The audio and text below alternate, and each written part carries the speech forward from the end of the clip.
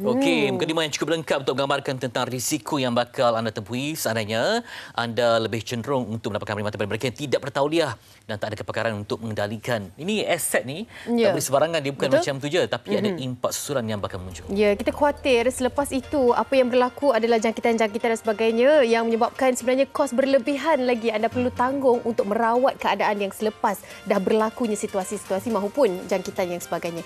Okey, kita akan bersama dengan yang lebih pakar dan juga Arif untuk berkongsi berkaitan dengan bahaya klinik estetik pergigian palsu ni. Di sebelah saya Dr. Mustafa Jaafar, Ketua Penolong Pengarah Kanan, Pejabat Pengarah Kanan Kesihatan Pergigian Program Kesihatan Pergigian KKM. Assalamualaikum Doktor. Waalaikumsalam. Baik, terima kasih bersama dengan kami. Itu dia.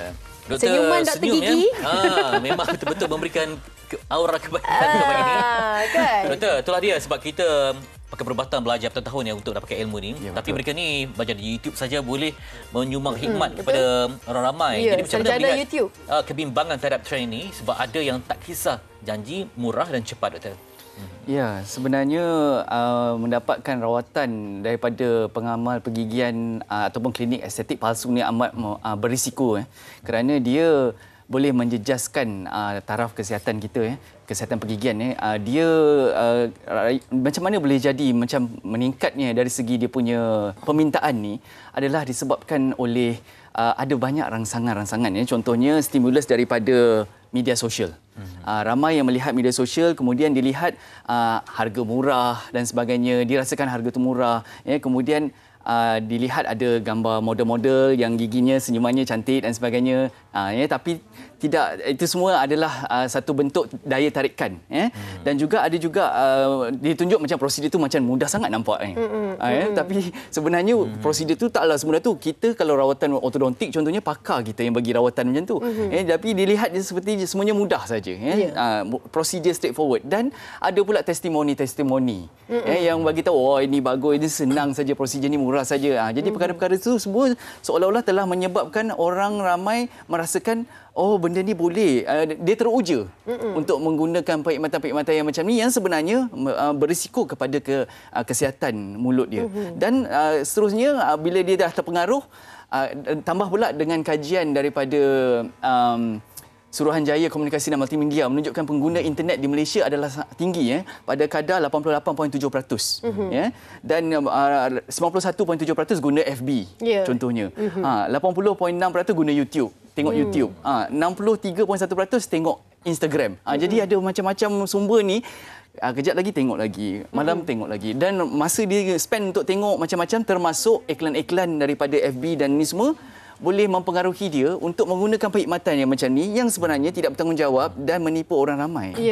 Dan jadi dia startlah telefon, dia start tanya lanjut dan engage dengan tu. Tapi sebenarnya masyarakat kita ada segelintir daripadanya masih ada kekurangan ilmu dan pengetahuan yang mana awareness ini kita patut tanya betul-betul apakah rawatan yang kita perlu ke rawatan ni, bagaimana nak buatnya, dekat mana, berapa harganya dan siapa yang nak buat tu yang paling penting kat mana kan. Jadi itu semua menyebabkan kita terjebaklah dalam sebab kita tidak ada pengetahuan yang mencukupi untuk mengetahui yang mana benar, yang mana tak benar, yang mana betul, yang mana tak, dan kita terpengaruh dengan testimoni dan media dan sebagainya yang menyebabkan kita guna. Faktor usia kot tu ataupun kurang pendedahan ke macam mana? Setuju. Dari segi pengetahuan masih kurang, dari segi faktor-faktor mudah tertarik mudah terpengaruh, mudah tertarik dengan penggunaan dengan video-video yang menarik, iklan-iklan yang menarik seperti biasa. Tetapi kita sebenarnya tak tahu peraturan undang-undang yang sedia ada, kesan dia macam mana dengan pengamal pergigian yang betul kita patut jumpa, bukannya pengamal pergigian palsu, klinik pergigian yang betul, bukannya buat di hotel, bukannya buat di rumah tumbangan, homestay. Bangunan-bangunan tiang ni kan, dalam banyak-banyak rawatan yang selalu dilakukan, estetik lah terutama sekali yang menjadi tarikan ni kan, nak cantik je kan. Betul. Apa yang melibatkan risiko yang paling tinggi boleh dapat jangkitan kuman antara veneer dan sebagainya, Doktor? Okey. Contohnya kalau kita buat rawatan veneer kan, pengamal pergigian dia dah memang dilatih untuk memastikan gigitan tu semua betul. Kita belajar anatomi, fiziologi, hubung kait, semua mikrobiologi dan sebagainya. Macam mana kuman-kuman boleh menyebabkan jangkitan dan sebagainya. Apabila pengamal pergigian haram ni buat, contoh di klinik estetik yang haram ni buat, dia tidak dia menyebabkan bila dia buat tu dia tak tahu analisis gigitan tu macam mana. Jadi dia punya bila gigitan dah tak betul tu tak lama lepas tu pecah. Contoh tak lama lepas tu pecah gigi, rasa ngilu. Contoh kalau lihat dekat situ buat contoh itu kalau itu gigi yang contohnya gigi palsu, gigi yang sebenar, lihat warna dia macam tu. Tapi dia tak ada pengetahuan tu, dia buat gigi veneer tu terlalu putih contohnya. Nampak sangat dia macam tak asli. Dan kalau lihat dekat situ, susunan dia, gigitan dia tak betul. Dan nampak sangat macam terlampau mengelembung ke depan. Jadi dia tak nampak real lah dekat situ. Tengok itu pecah contohnya. Putih sangat. Gigi yang natural sebenarnya dia ada sedikit-sedikit kekuningan kat situ. Mereka juga lihat kalau ada lubang-lubang contohnya, ditepek je macam tu contohnya. Jadi tak boleh, dia timbulkan masalah. Kalau buat gigi palsu pula contohnya, dia lekatkan gigi palsu, ikat terus gigi tu, pakai sampai gigi tu jadi longgar. Contohnya. Jadi gigi palsu sebenarnya kena cabut dan pakai. Bukannya kena ikat terus. Kena bersihkan. Komposisi kandungan cecair yang digunakan pun mungkin agak berbahaya. Betul. Sebab apa? Kalau kepekatan contohnya kan, bahan yang digunakan tu haruslah betul, yang mana kalau hydrogen peroxide contohnya yang digunakan 0.01% boleh digunakan beli di kaunter-kaunter. Tapi kalau lebih daripada itu hanya pengamal pergigian sahaja yang berdaftar dengan dengan Majlis Pergigian Malaysia saja yang boleh menggunakan bahan-bahan tersebut untuk tujuan rawatan secara profesional. Ya, itu yang kita khawatiri sekarang ni, bahan-bahan pemutihan gigi bukan sahaja mereka perlu pergi ke klinik yang tak berdaftar, klinik haram tu. Boleh beli secara atas talian pun. Boleh beli secara online dan tengok YouTube, boleh buat sendiri kat rumah.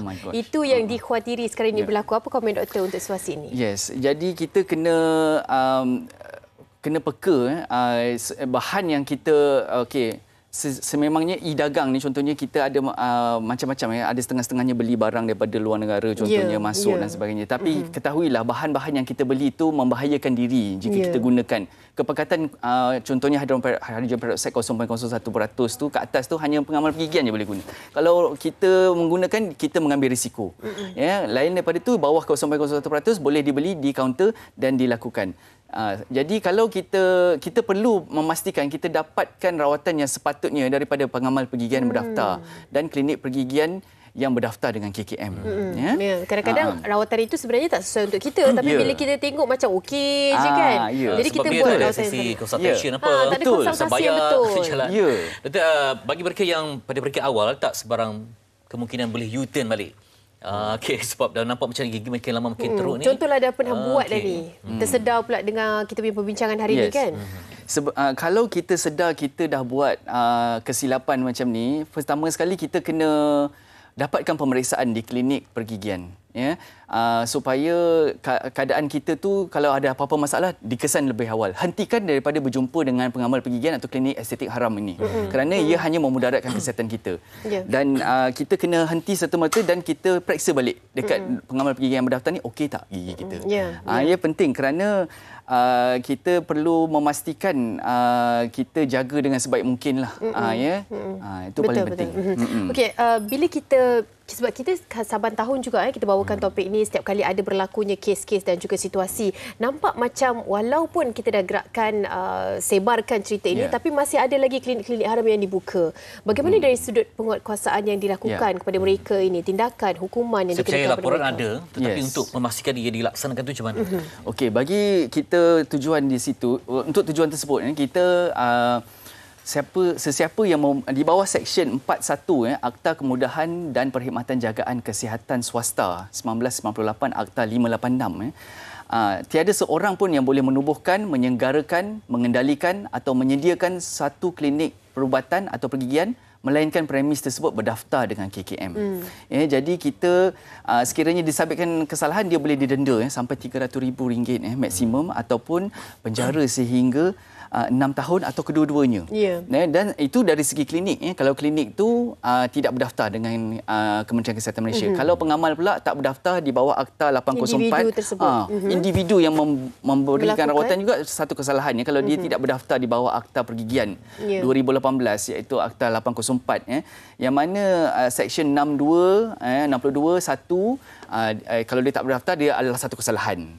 Kalau 6 Seksyen 62 tu pasal apa prosedur yang dia dah buat tu. Okey. Kalau tu semua kalau dia buat prosedur tu adalah menjadi satu kesalahan. Maknanya kita orang awam ni boleh lakukan laporan juga dengan melihat kepada bukti, melihat kepada tempat, premis dan sebagainya. Kalau orang awam lihat perkara-perkara macam ni ataupun mencurigakan, perlulah dilaporkan kepada Kementerian Kesihatan Malaysia dengan hantar kepada OHD, hantar email kepada ohd@moh.gov.my. Dan juga kita boleh sebenarnya periksa pengamal pergigian tu sebenarnya dia berdaftar atau tak. Kita boleh layari laman web lah untuk DPIMS contohnya untuk melihat di Majlis Pergigian Malaysia. DPIMS kita boleh lihat dekat situ ada tak dia berdaftar dengan Majlis Pergigian Malaysia. Okey. Sebab klinik di Mantara bisa kata kalau anda nampak macam di promosi di iklan tu nampak macam gempak tegar, tapi bila sampai ke lokasi dia rasa macam peliknya kan. Jadi kadang-kadang hanya sewa bilik je, satu katil je. Anda ada hak untuk timbang tara, untuk membuat laporan, untuk mendapatkan bukti sebab nanti bimbang ramai lagi yang teranai disebabkan umpama scammers lah, mereka ada modus operandi mereka untuk keuntungan tapi dengan perkara yang sangat lemah sekali. Ya, sebab sekarang ni kita tak perlu nak pergi keluar negara, contohnya negara-negara jiran untuk lakukan operasi dan juga prosedur tersebut. Hanya di sini pun kita dah dapat lakukan perkara-perkara ataupun budaya itu mungkin dah sampai masuk di Malaysia. Nasihat daripada doktor sendiri kepada mereka di luar sana untuk lebih berhati-hati dalam memilih, walaupun nak cantik estetik ni, dan selamat dan juga satu prosedur yang betul perlulah diutamakan. Betul. Nasihat saya adalah pertama sekali penyakit pergigian kebanyakannya boleh dicegah sebenarnya. Maknanya kalau ada, kita boleh pastikan kita datang buat pemeriksaan di klinik pergigian sekurang-kurangnya sekali setahun untuk cek. Ingat hari jadi, ingat doktor gigi. Itu penting Jadi kita periksa, kita cegah sebelum dapat penyakit tu. Datang tiap-tiap tahun, ingat hari jadi, ingat doktor gigi. Datang cek, okey tak gigi saya? Ada tak apa-apa? Kemudian dah ingat tu jangan salah jumpa orang pula. Pergi pula dekat klinik pergigian, pergilah jumpa doktor di klinik pergigian yang berdaftar dengan KKM dan klinik pergigian berdaftar di bawah Akta Pergigian untuk doktornya, dan kliniknya berdaftar di bawah KKM juga. Jadi itu penting dan kita kena tahu hak pesakit dan hak-hak pengguna. Jadi bila kita berhadapan dengan media sosial tu, kita kena tanya diri kita, benda ni sahih ke, betul ke, dekat mana, rawatan dia macam mana, betul ke, boleh percaya ke rawatan ni. Kita kena bincang-bincang dan baru kita ambil tindakan. Dan kita juga semua mesti boleh bezakan lah yang mana betul, yang mana tidak. Itu penting. Dan buat keputusan yang lebih bijak. Itu paling penting. Dan satu lagi saya nak tambah, pastikan juga kita apabila kita sudah mengetahuinya, kita sebarkan pada ahli, bukan setakat kita je tahu, ahli keluarga kena tahu, kita share dengan komuniti supaya semua orang tidak terjebak. Kalau kita berhadapan dengan menggunakan media sosial tersebut, kita pastikan kita bagi tahu juga, kalau kita tahu, kita tolong orang ramai supaya orang ramai tak tertipu. Adakah ini scam, adakah yang ini tak betul, sila laporkan kepada KKM supaya semua orang memainkan peranan dan kita menyediakan mengekam perkara ini dan persisaran yang lebih selamat untuk semua rakyat kita. Itu dia. Ambil masa, jangan ambil mudah, kita pandai utuh lah. Jadi wartawan yang menyiasat melaporkan di platform yang anda miliki. Juga ingatlah ini sebab kalau kita nampak macam mudah tak ada apa, tapi bimbang nanti ada yang sampai ke tahap mengancam nyawa. Saya kira kesedaran perlu datang dalam diri kita kan, mengetahui apa kesannya jika anda melakukan ataupun buat gigi itu estetik ke dan sebagainya, rawatan di klinik yang tidak berdaftar, anda perlu tahu kesannya. Terima kasih kita nak ucapkan kepada Dr. Mustafa Jaafar, Ketua Penolong Pengarah Kanan, Pejabat Pengarah Kanan Kesihatan Pergigian, Program Kesihatan Pergigian KKM, bersama dengan kita berkongsi.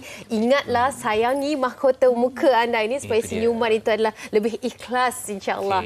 Senyum itu sedekah, tapi kalau nanti dah romak semua, kita pun terancam untuk sebarkan haruman sedekah kita. Okey, baik, kita nak banyak lagi nak kongsikan selepas ini. Terus bersama kami di MHI Malaysia hari ini.